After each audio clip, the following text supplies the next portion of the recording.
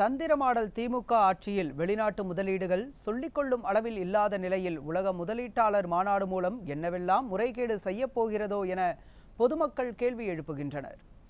தந்திரமாடல் முதல்வர் ஸ்டாலின் முதலீடுகளை ஈர்க்கப் போகிறேன் என்று சொல்லிக்கொண்டு துபாய்க்கு தனி விமானத்தில் குடும்பத்துடன் இன்ப சுற்றுலா சென்று வந்தார்.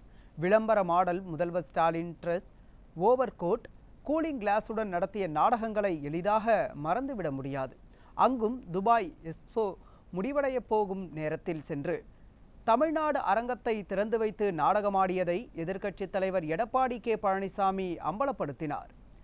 விடியா முதல்வரின் நடவடிக்கைகளை பார்த்து சொந்த குடும்ப நிதிக்காக ஸ்டாலின் துபாய் சென்றாரோ என பொதுமக்கள் கேள்வி எழுப்பிய நிலையில் உலக முதலீட்டாளர் மாநாட்டுக்காக சென்னையை அழகுபடுத்துகிறோம் என்ற பெயரில் அடுத்த அவதாரத்தை எடுத்துள்ளது விடியா அரசு.